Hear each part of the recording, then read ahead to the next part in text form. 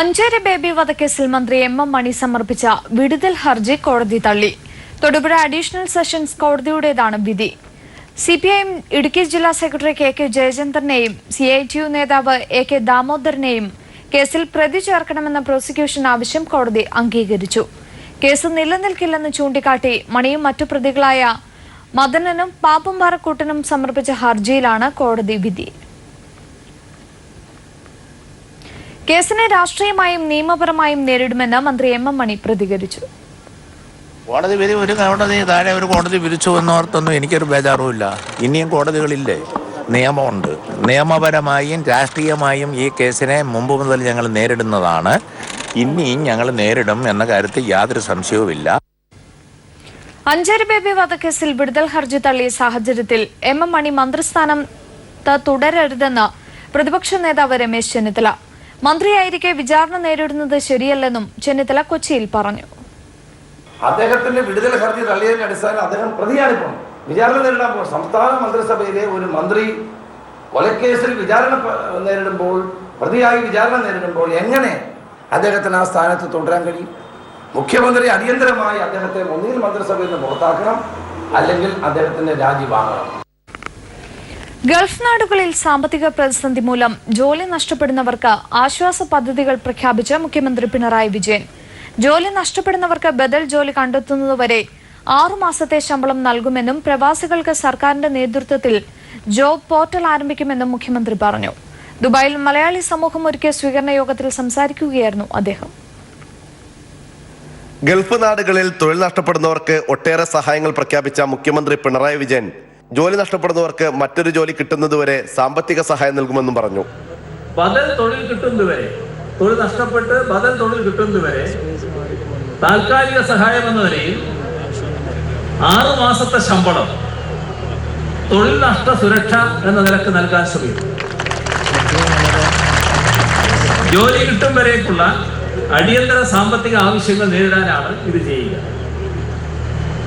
അതോടൊപ്പം തന്നെ ഇതര ആനുകൂല്യങ്ങളൊന്നും ഇല്ലാത്ത വ്യക്തിയാണെങ്കിൽ ഗൾഫിൽ ജോലി ചെയ്ത ഓരോ വർഷത്തിനും ഓരോ മാസത്തെ ശമ്പളം എന്ന രീതിയിൽ നൽകാനാകുമോ എന്ന് പരിശ്രമിക്കും. ഗൾഫ് നാടുകളിൽ മരണപ്പെടുന്ന നിർധനരുടെ മൃതദേഹങ്ങൾ സർക്കാർ ചെലവിൽ നാട്ടിലെത്തിക്കും. ഉദ്യോഗാർത്ഥികളെ ചൂഷണം ചെയ്യുന്ന റിക്രൂട്ടിംഗ് ഏജൻസികൾക്കെതിരെ ശക്തമായ നടപടികൾ സ്വീകരിക്കുമെന്നും മുഖ്യമന്ത്രി പറഞ്ഞു. ജയിലുകളിൽ കഴിയുന്ന മലയാളികൾക്ക് നിയമസഹായം നൽകാൻ അഭിഭാഷക പാനൽ രൂപീകരിക്കുമെന്നും മുഖ്യമന്ത്രി സ്വീകരണ യോഗത്തിൽ പറഞ്ഞു. ദുബായ് ആംഫി തിയേറ്ററിൽ നടന്ന സ്വീകരണ യോഗം UAE Indian ambassador Navdeep Singh Suri ഉദ്ഘാടനം ചെയ്തു. സാംസ്കാരിക, സാമൂഹിക, വാണിജ്യ മേഖലകളിലെ നിരവധി പ്രമുഖർ ചടങ്ങിൽ സംബന്ധിച്ചു. T Jamaluddin, Dubai. പ്രവാസ ലോകത്തെ വാണിജ്യ വ്യവസായ രംഗത്തെ പ്രതിഭകൾക്കായി കൈരളി TV ഏർപ്പെടുത്തിയ അവാർഡുകൾ സമ്മാനിച്ചു. ദുബായിൽ നടന്ന ചടങ്ങിൽ മുഖ്യമന്ത്രി പിണറായി വിജയനാണ് മലയാളം കമ്മ്യൂണിക്കേഷൻസ് ലിമിറ്റഡ് ചെയർമാൻ മമ്മൂട്ടിയുടെ സാന്നിധ്യത്തിൽ അവാർഡുകൾ വിതരണം ചെയ്തത്. ദുബായ് ബ്യൂറോയുടെ റിപ്പോർട്ടിലേക്ക്. ദുബായ് സ്റ്റേഗൻബർഗർ ഹോട്ടലിൽ നടന്ന പ്രൗഢഗംഭീരമായ ചടങ്ങിലാണ് Kairali TV NRI business entrepreneur അവാർഡുകൾ സമ്മാനിച്ചത്. വാണിജ്യ വ്യവസായ രംഗത്തെ മികവിന് Lulu group executive director MA അഷ്റഫിലേക്ക് മുഖ്യമന്ത്രി Pinarayi Vijayan golden achievement award നൽകി.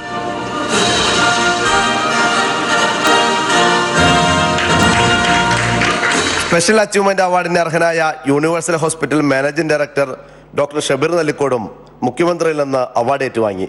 Joy Alukkas group executive director John Paul Alukkas, ഖത്തറിലെ Behzad group managing director JK Menon, Fathima group CEO Sameer Sulaiman എന്നിവരാണ് യങ് ഓൺട്രപ്രണർ അവാർഡുകൾ നേടിയത്. ബിസിനസ് എക്സലൻസ് അവാർഡുകൾക്ക് അർഹരായ സൗദിയിലെ വേൾഡ് സ്ക്വയർ ഫുഡ്സ് ആൻഡ് ബീവറേജസിന്റെ സാരഥികൾ Mubeer Khalid, Shaheer Maqsood, Doha city exchange CEO Sharaf P Hameed, Doha SVP chartered accounts managing partner Sheji Valiyakath, UAE Al Nasser group CEO Varghese Panakkal എന്നിവരും അവാർഡുകൾ ഏറ്റുവാങ്ങി. Malayalam communications limited chairman Mammootty award ദാന ചടങ്ങിൽ അധ്യക്ഷത വഹിച്ചു. Malayalam communications managing director John Brittas ആമുഖ പ്രഭാഷണം നടത്തി.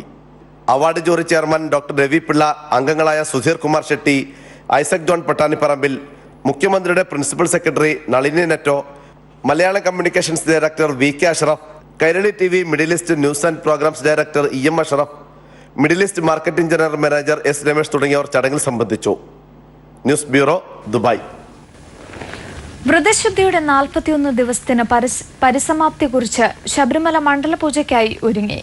25-ന് തങ്കയങ്കി ചാർത്തിയുള്ള ദീപാരാധനയും 26-ന് മണ്ഡലപൂജയും നടക്കും. ഉച്ചയ്ക്ക് 12-നും 12:15-നും ഇടയിലുള്ള മുഹൂർത്തത്തിലാണ് മണ്ഡലപൂജ.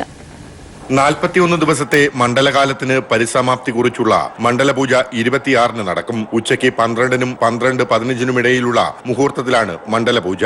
മണ്ഡലപൂജയ്ക്ക് മുന്നോടിയായുള്ള എല്ലാ ഒരുക്കങ്ങളും സന്നിധാനത്ത് പൂർത്തിയായി വരുന്നു. തന്ത്രി ഖണ്ഡര് രാജീവർ.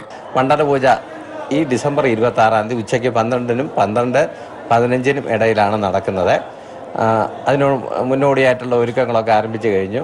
ഡിസംബർ 25-ന് തിരുവിതാംകൂർ മഹാരാജാവ് നടക്കി വെച്ച തങ്കയങ്കി ചാർത്തി ദീപാരാധന, അതൊരു വിശേഷാൽ പൂജ തന്നെയാണത്. 22-ന് ആറന്മുളയിൽ നിന്നും തിരിച്ച തങ്കയങ്കി ഘോഷയാത്ര നാളെ പമ്പയിൽ എത്തിച്ചേരും. തുടർന്ന് സന്നിധാനത്തെത്തിക്കുന്ന തങ്കയങ്കി ചാർത്തിയുള്ള ദീപാരാധന നടക്കും. 26-ന് രാവിലെ 10 മണിയോടെ മണ്ഡലപൂജയ്ക്കുള്ള ചടങ്ങുകൾ ആരംഭിക്കും. അന്നേ ദിവസം ഉച്ചയ്ക്ക് മണ്ഡലപൂജയ്ക്ക് ശേഷം രാത്രി ഹരിവരാസനം പാടി നടയടയ്ക്കും. തുടർന്ന് മകരവിളക്ക് പൂജകൾക്കായി 30-ന് വൈകിട്ട് 5 മണിക്ക് നട വീണ്ടും തുറക്കും. News bureau, Sabarimala.